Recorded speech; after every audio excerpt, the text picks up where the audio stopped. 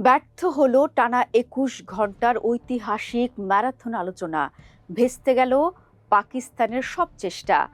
যুদ্ধের ময়দানে যে লক্ষ্যগুলো অধরা রয়ে গিয়েছিল, আমেরিকা চেয়েছিল কূটনীতির চালে টেবিলে বসে সেগুলো দখল করতে। কিন্তু ইরান তার চিরচেনা অনড় অবস্থানে অটল। রণাঙ্গনের মতো আলোচনার টেবিলে সমান দাপট দেখিয়ে খালি হাতেই আমেরিকাকে বিদায় নিতে বাধ্য করল তেহরান। ইসলামাবাদের রুদ্ধদ্বার কক্ষে চলা এই বৈঠকটি কেবল একটি কূটনৈতিক সংলাপ ছিল না, বরং তা ছিল স্নায়ুযুদ্ধের এক চরম মহড়া। শনিবার রাতে যখন দুই দেশের প্রতিনিধিরা মুখোমুখি হলেন, তখন গোটা বিশ্বের নজর আটকে ছিল পাকিস্তানের দিকে।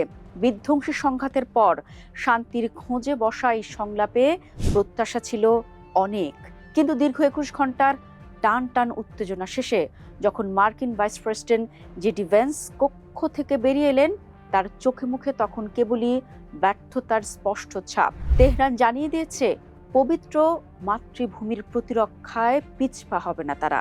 দর্শক, ইরানের রাষ্ট্রীয় সংবাদ মাধ্যম ফার্স্ট নিউজের দাবি অনুযায়ী যুদ্ধের ময়দানে আমেরিকা ও ইসরায়েলের সম্মিলিত শক্তি যা আদায় করতে পারেনি, ওয়াশিংটন চেয়েছিল টেবিলের আলোচনায় সেই অসম্ভব লক্ষ্যগুলো হাসিল করতে। ইরানের ভাষ্যমতে আমেরিকা অত্যন্ত উচ্চাকাঙ্ক্ষী এবং অবাস্তব কিছু শর্ত জুড়ে দিয়েছিল।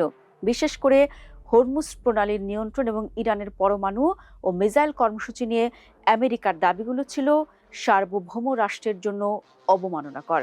ইরানি সূত্রগুলো বলছে, আমেরিকা আসলে আলোচনার আড়ালে ইরানকে পুরোপুরি নিরস্ত্র এবং কোণঠাসা করার এক নীল নকশা নিয়ে এসেছিল।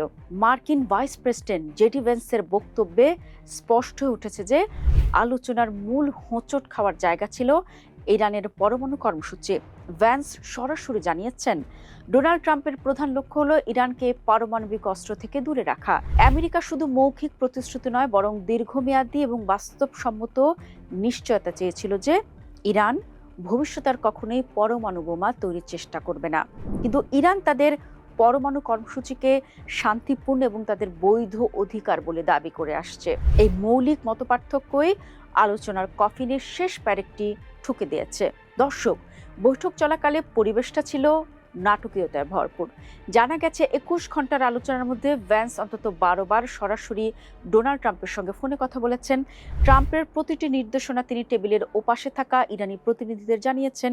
ভ্যান্সের সাথে ছিলেন ট্রাম্পের জামাতা জ্যারেড কুশনার এবং বিশেষ দূত স্টিভ উইটকফ।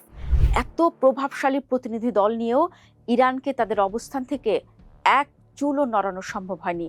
ভ্যান্স আক্ষেপ করে বলেছেন, তারা সেরা প্রস্তাব নিয়ে এসেছিলেন, কিন্তু ইরান তা গ্রহণ করার মানসিকতা দেখায়নি। এই আলোচনার কেন্দ্রে ছিল পাকিস্তান। দেশটির প্রধানমন্ত্রী শাহবাজ শরীফ এবং সেনাপ্রধান ফিল্ড মার্শাল আসিম মুনির আপ্রাণ চেষ্টা করেছিলেন একটি সমঝোতায় পৌঁছাতে। জেডি ভ্যান্সও ইসলামাবাদের এই প্রচেষ্টাকে সাধুবাদ জানিয়েছেন, কিন্তু কূটনৈতিক জটিলতা এতটাই গভীরে যে পাকিস্তানের আতিথেয়তা বা মধ্যস্থতা কোনোটি বরফ গলাতে পারেনি। পাকিস্তান চেয়েছিল মধ্যপ্রাচ্যের শান্তির একটি স্থায়ী পথ বের করতে, কিন্তু ফলাফল শেষ পর্যন্ত শূন্যই রইল। দর্শক, আলোচনা ব্যর্থ হওয়ার পেছনে কয়েকটি প্রধান কারণ স্পষ্ট। প্রথমত, বিশ্বাসের অভাব। দীর্ঘ কয়েক দশকের শত্রুতা এবং সাম্প্রতিক সামরিক অভিযানের পর দুই দেশের মধ্যে আস্থার জায়গাটি একদমই শূন্য। দ্বিতীয়টি, অবাস্তব দাবি। ইরান বলছে আমেরিকা যুদ্ধের মাধ্যমে যা দখল করতে পারেনি তা আলোচনার মাধ্যমে কেড়ে নিতে চায়। তৃতীয়ত, নিশ্চয়তার অভাব।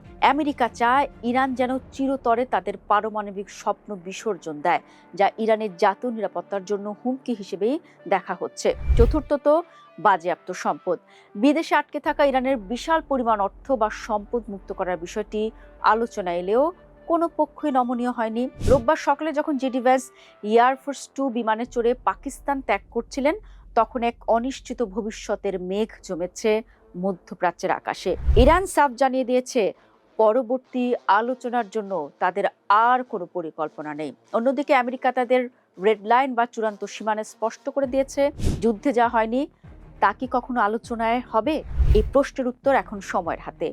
আপাতত এতটুকু স্পষ্ট, রণাঙ্গনের মতো কূটনীতির টেবিলেও ইরান তাদের কঠোর অবস্থান বজায় রেখেছে, আর ওয়াশিংটনকে ফিরতে হচ্ছে তাদের অসমাপ্ত লক্ষ্য আর কথিত সেরা প্রস্তাব পকেটে নিয়ে।